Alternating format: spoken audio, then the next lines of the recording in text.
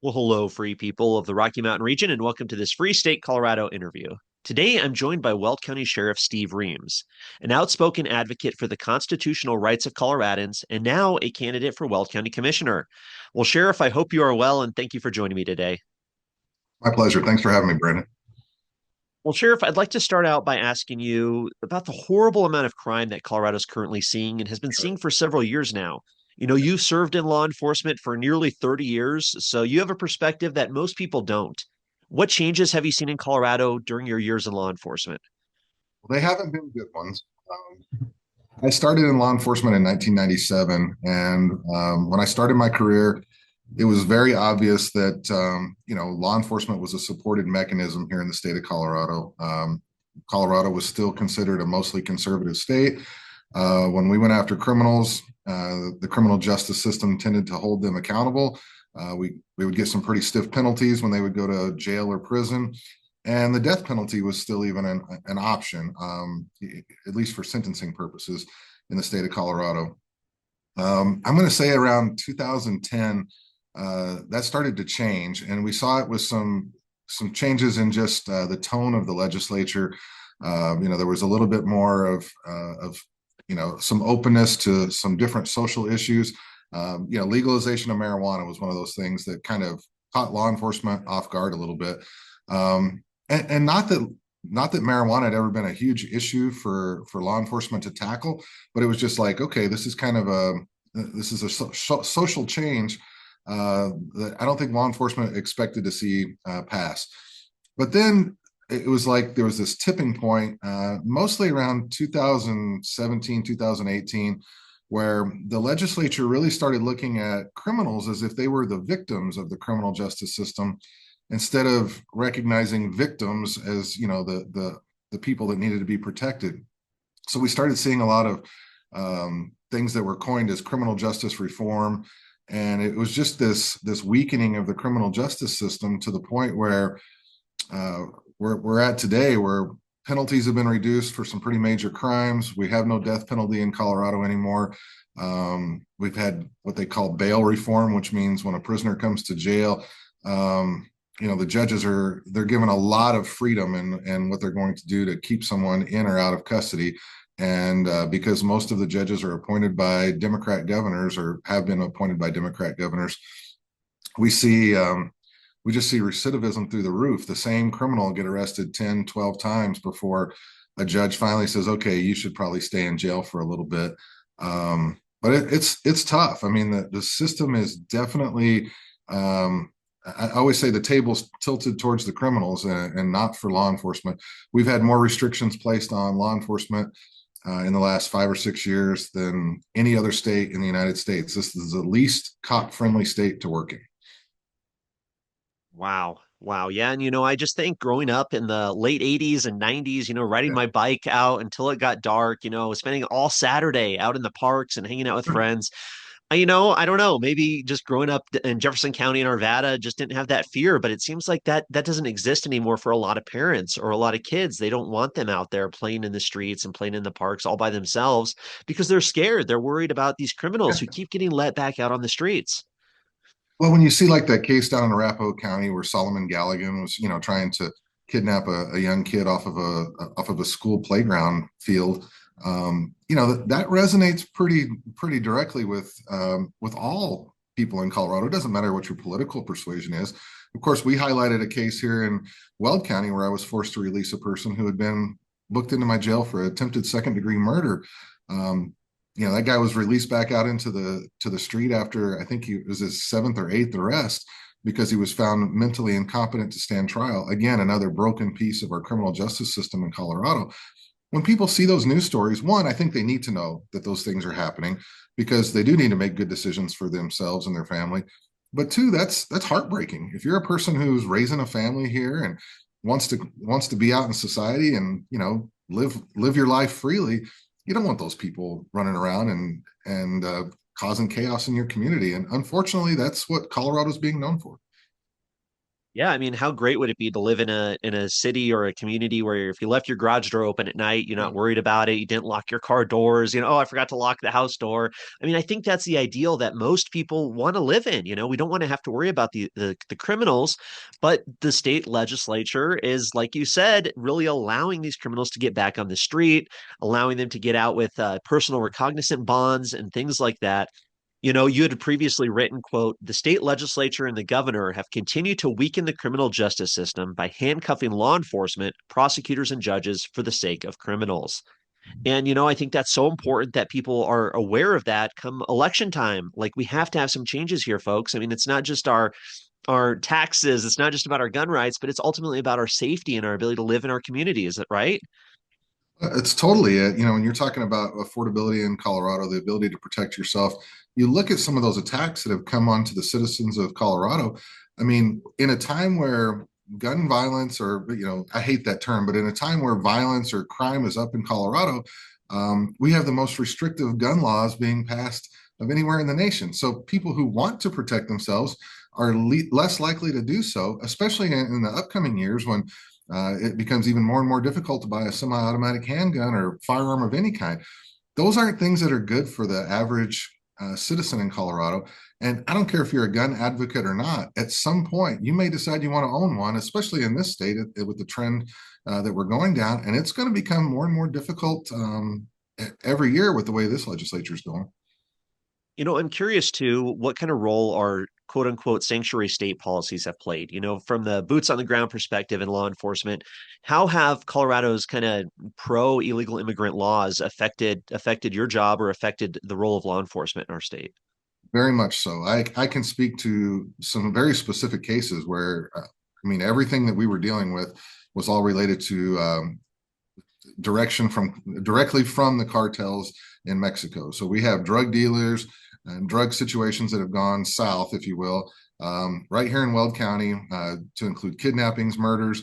And these are all things, again, with a direct tie back to, narco terrorism or drug cartels across the border, to the point where they're given FaceTime orders to these people that are operating up in Colorado and in this region. It's a real thing, and I'm grateful that most people don't really understand the problems that illegal immigration have caused, because that means that most of the time law enforcement's still getting it right. We're still putting these people away. But the job that we have to do in order to make the community safe is so different than it used to be.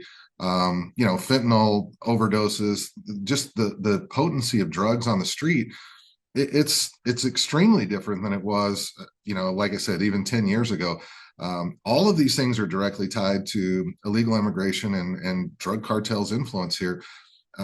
I've been to the border several times. I've seen directly how that process works or doesn't under whichever administration. And under the former administration, the Biden administration, ICE, Border Patrol, they were basically the logistics group for the cartels because of the way the policies had been changed. They knew that all they had to do is get a person, an illegal, across the border, and ICE and Border Patrol would do the rest. They'd take them to where they wanted to be, sometimes with the help of some of these NGOs, these non-governmental organizations. Long story short, the government has been, they've been given a lot of extra help to the cartels to create the problem that now we're trying to figure out how to tackle under this administration. It's really a brain scratcher when you sit back and you look at it from a law enforcement perspective. I don't understand how we got here, but I know it's not going to be changed overnight. There's a tough road ahead. It's a very good point. Definitely a tough road. I mean, we see the news stories every day coming out of Denver and unfortunately even up here in Weld County where it seems like there's so much crime, so many issues, and so many problems. And Right. have you seen a change this year with kind of Trump securing more of the border? Have you seen any type of change? I know supposedly crime is down in the Denver metro area in Mhm. 2025. And of course, the governor and the mayor of Denver are not going to admit that it has anything to do with border policies. But what have you seen? So yes, in some degrees. I mean, we're not seeing the same level of interaction with drugs, illegal narcotics out on the street. We're still we're still coming into contact with those things, but not in the same quantities, maybe. Some of the crimes that are motivated by the drug trade have gone down a little bit. I think that's one of the big drivers of the fact that auto theft's gone down a little bit in the state of Colorado. It's because, that's a commodity to trade, or to use in the illegal narcotics business, if you will. And when there's not as much traffic in that area, there's not as much motivation to steal a car, maybe. Um, it, it's all nuanced. I mean, until you're talking to these folks that are in and out of custody, you really don't know what's driving any particular crime spike. But illegal immigration is definitely one of those factors. And the fact that we're not seeing as many coming into the state as before, it's noticed. Yeah, it's definitely noticed. Well, it sounds like a good thing. At least we're making a little bit of progress, right? A little bit of hope out there. Yeah, against the will of the leaders of Colorado, and I say leaders in air quotes because I don't know that I'd ever define Polis or any of the folks down in Denver as leaders, but they are in the elected positions. Yeah, fair enough, fair enough. So, Sheriff, 30 years of service, you've seen a lot, and now you're running for county commissioner. Why did you decide to run for county commissioner? That's a great question, Brandon. I don't think there's too many people that grow up saying, someday I want to be a county commissioner. I can only think of one person who I've ever heard say that. And quite honestly, it's not something I was really looking at until maybe the last 3 or 4 years. Um, but after almost 30 years with Weld County, I think I've had the opportunity to work with some boards of county commissioners that definitely got it right. Weld County has no long-term debt, no short-term debt, no county sales tax, which is very rare anywhere in the United States. And I started to see that slipping a little bit. There seems to be a trend with this current board of county commissioners that maybe those traditions aren't as anchored as they should be. They've talked about taking on debt to potentially build a new courthouse complex, justice center in the downtown Greeley area. And that's not something that we've ever done. Is talked about taking on debt to build some kind of structure. There was the raising of the mill levy property taxes in Weld County that occurred for the 2025 budget year. Again, that's something that's just a little out of character for the Board of County Commissioners. But I think one of the biggest slaps in the face I saw was probably during I guess it was the 2023 calendar year when the Board of County Commissioners decided they were going to stop public input at their meetings. That to me was just like, wait a minute, this is supposed to be a conservative board of county commissioners. You're supposed to want to hear from your constituents, and when that open discussion or those chances for public comment were shut down, I didn't understand where we were going at that time. Now I will say the board reversed course within about a week, and they reinstated public comment, but they didn't do so until the very end of the meeting. So if you want to make a comment, you wait until the very end, and then you can speak your mind about whatever the concern may be. And I think the bigger issue there is the message that sends to employees that work for the county, that work for those county commissioners is, do you respect the voice of the citizens who you serve? I don't know. It was a frustration point for me. I was having a hard time deciding if I could walk away from serving the citizens of Weld County. And I thought, I've got, like I said, almost 30 years here with the sheriff's office. I'm pretty sure that gives me some knowledge I can apply in other areas. I have a good working relationship with a whole lot of folks here in the county. And I think I can bring something to the board that maybe is lacking a little bit right now.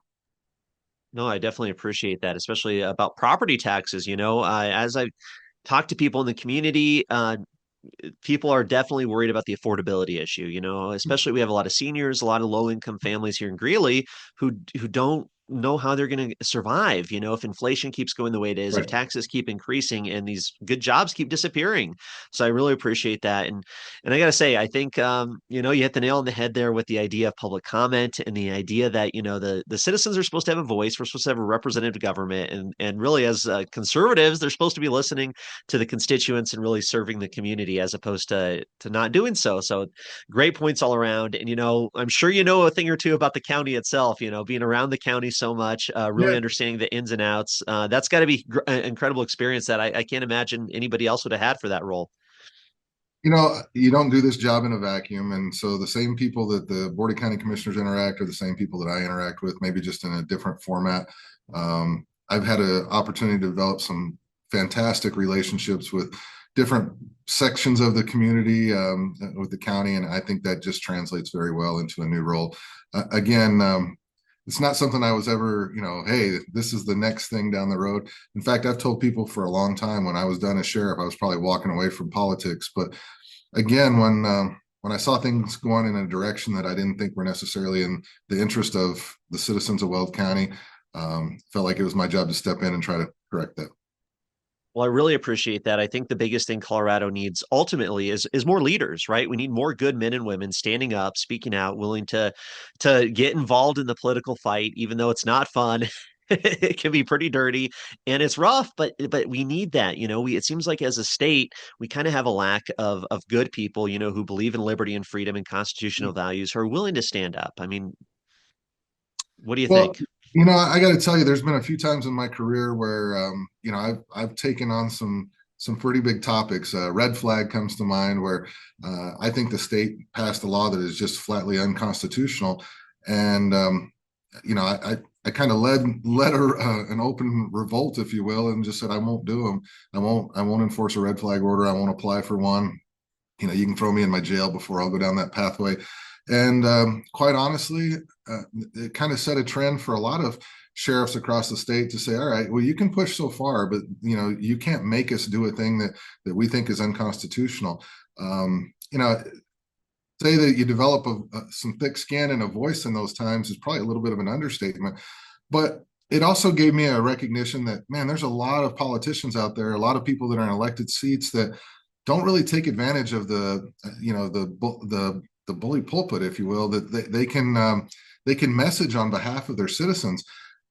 I got very little negative feedback for my stance on red flag from anyone inside of the county. Now, there were people down at the state house that hated my guts for it, but the citizens in Weld County have been, overwhelmingly supportive of my stance, to the point that I think whoever follows behind me is going to be held to that same that same trait. They're going to have to be willing to go down that same pathway and say, I'm not going to enforce that section of the law, or seek that section of the law.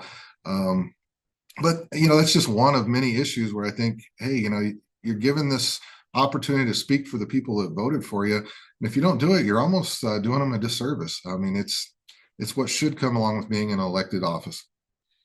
Definitely. The people have put you in that position to be their representative, to speak out on behalf of their rights and stand up for them ultimately. And I think that is key. And you've definitely proven that. You definitely have the Constitution and pro-liberty credentials that I know a lot of people are excited about seeing you run for county commissioner here. But, say you get elected, Sheriff, and what do you see the role of the county in terms of pushing back against these out of control policies, whether it's the pro-crime policies, the pro-illegal immigration, or anti-gun policies, or anything else that the state government does? I know the county is limited in what it can do, but do you see a role or an opportunity there that Weld County, and it has, don't get me wrong, but even further pushing back against what the state government has been trying to push on us? Yeah, I think there's definitely a role there that can be played by the Board of County Commissioners, and some of that is to just push the issue and say, okay, who really has the authority let's take oil and gas permitting. The state has become very heavy-handed in that realm.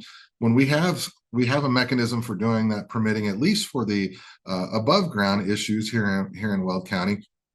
State argues that they have all the permitting legalities for everything downhole. I think that should probably be pushed into a court process and say, okay, who really does have, or at least potentially look at that, who really does have the authority? This seems to be a local issue, not a state issue. I think that's one argument that could be made. I think there's some pretty creative ways that law enforcement could be supported at a county level.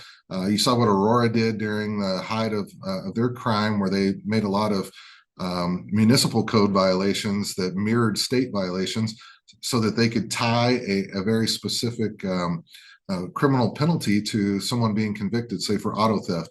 You could do the same thing here in the county, where you created some county ordinances that were more supportive of law enforcement's mission. I think it just takes some creativity. But quite honestly, there's opportunities to reduce the size of government in Weld County. I think everybody's talking about artificial intelligence and how it can be used. We have a lot of people that process paperwork for different offices inside of Weld County that as much as I'm not hey, let's kick everybody out on their can. But if we can do business cheaper and more effectively for the citizens of Weld County, we should be looking at that. And I just don't think there's been a hard scope uh, to look at those kind of things, and that includes the sheriff's office. I mean, we're constantly trying to figure out how can we do more with less people, because it's harder and harder to hire folks in law enforcement. And I know that the person who's following me up is going to be faced with that same thing. And I think it's just a reality. We're going to have to say, how can we do government differently and better, and not necessarily how can we just get more of your money and keep growing the size of government. Well, it's definitely a refreshing perspective for sure. We see the legislators down in Denver. Oh my gosh, we're short money. We got to go back and raise taxes on businesses, on individuals. We got to put something on the ballot to take more of their money. So really refreshing to hear that, hey, let's make our government more efficient. And of course, personnel is always the biggest cost. So doing anything you can to reduce that cost and then be able to maybe not even necessarily pass the savings on to the taxpayers or the people in the community, but at least prevent any new taxes, any new expenses that have to be pushed on them. I think that's so important. I wanted to get your perspective on this too. I've really looked at the data, in terms of voting, in terms of how the different counties are voting here in Colorado. Weld County's actually gotten more red. Part of the reason I moved to Weld County is because it's a pro-freedom place, especially after COVID. I wanted to live in a place where I felt my rights and my constitutional liberties are better protected for sure. And I think a lot of people did that as well. We kind of see this self-segregation happen in Colorado. So just even looking at what the voting was in 2020 versus 2024, Trump gained even more voters compared to Kamala Harris over Biden during that election cycle. So I think that's really interesting. I mean, what do you think the future of Weld County is, where we're seeing kind of it become more conservative and more attracting more of these pro-liberty individuals who want to see their constitutional rights protected? I mean, what do you think the future is going to hold? Well, so I think you hit a great point there, and the question is, does that start to spread to our neighboring counties? Does that start to move out to the east, to the Morgan counties, the Lincoln counties, maybe even the Larimer counties? Who knows? But really, I think the ultimate win in that is, you get a congressional district 8 that becomes a little more solid for a guy like Gabe Evans. And then you start to influence, the bigger narrative in a different way. Maybe you start to win a few statewide seats, but we didn't get this way overnight. It's not going to turn back overnight. But I think when people look at the quality of life in Weld County, say, versus the Denver metro area, if you're going to raise a family, where are you going to do so? I mean, I get people all the time that says we moved to Weld County because of my stance on the way we're going to do things, and that's the biggest compliment you can ever get, when someone relocates their family because of the way you do business. We need that happening more and more and more, so that people do get a chance to say, oh, this is what it looks like to live in a conservative area versus me living in Boulder or wherever else. I think when they look at quality of life issues, maybe that helps move the needle too. But ultimately, it's a game of inches, and we just got to keep dragging them back one at a time. The Republican Party's conservative movement has been really bad at being on defense, and I think at some point, Weld County has to go a little bit on the offense, and that's kind of alludes to what I was talking about in that role of the Board of County Commissioners. You might not win every fight, but sometimes you gotta have the fight just to see if you have a chance of winning. And we've been on defense for a really long time. No, that makes sense. You got to fight. If you don't fight, you can't win. And maybe you don't win, but you're never going to win if you don't fight. You got to give it a That's shot. right. You got to put it out there and push forward. But I really appreciate your time, Sheriff. Any final words or thoughts for people? I guess I would say this. If you live in Weld County, you're fortunate to be here, but don't ever take it for granted. You got to stay involved in what's going on in your local governments. We're seeing even some slippage with some of our smaller municipalities that are going down the pathways of speed cameras and other things that kind of generate revenue. Stay involved in what your local government's doing. Stay involved in what your county government's doing, because all politics are local, and your voice matters even more at the local level. Awesome. Well said, sir. I really appreciate your time. Keep us up to date if there's anything else people need to know, but good luck on your campaign and take care. Thank you. All right. Appreciate it. Thank you, Brandon.